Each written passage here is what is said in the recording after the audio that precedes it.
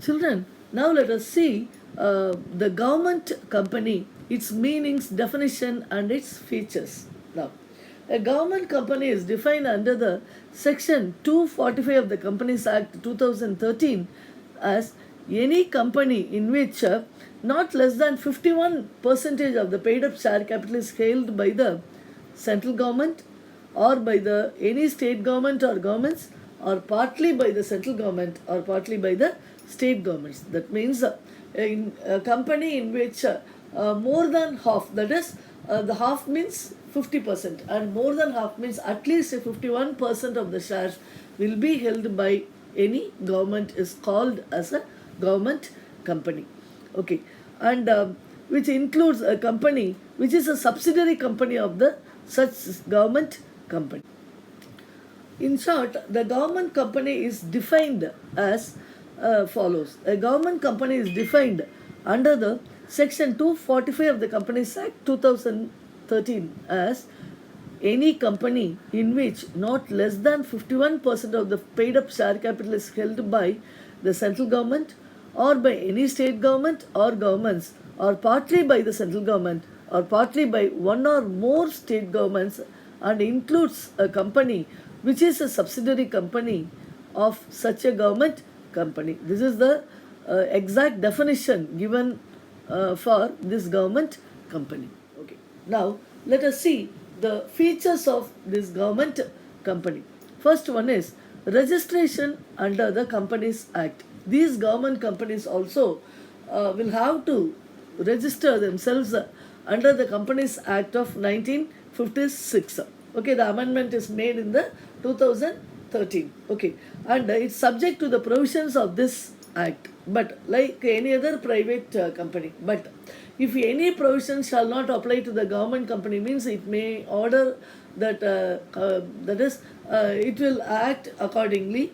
However, the central government may direct that any of the provisions of the Companies Act shall not apply to the government company or shall apply on certain modification. That is, it has the freedom to modify the provisions of the Companies Act according to its needs and necessities.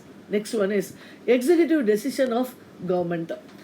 Listen, like public sector, public corporation or departmental undertaking, it need not be passed by the state or central legislative. Government company is created by an executive decision of the government without seeking the approval of the parliament or the state legislature.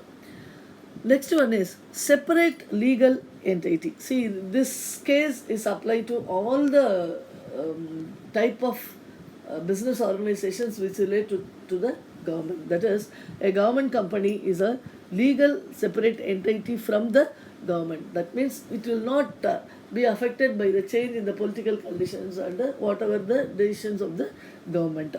It can acquire property, can make contracts, and can file suits in its own name. Next one is whole or majority capital provided by the government. See, as we said earlier, that at least 51% of the capital is provided by the central or state government. But in some cases, the majority of the capital may be provided by the central government or by the state government, as the case may be.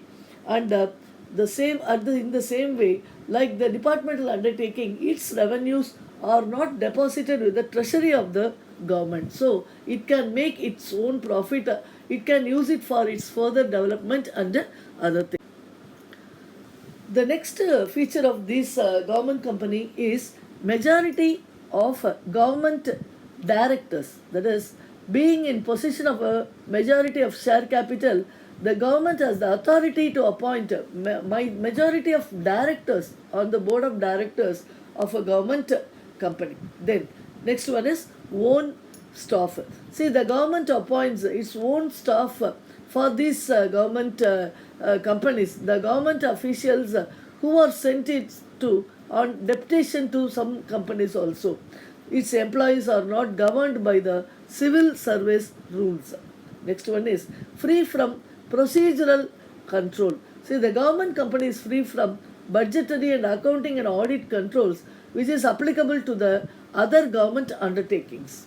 The last one is accountability to the parliament and state legislative. Like any other departmental undertakings, the annual report and the accounts are subject to the scrutinization of the government officials and other things. The annual report of the government company is placed before the parliament or the state legislatures. So these are the important features of this government company.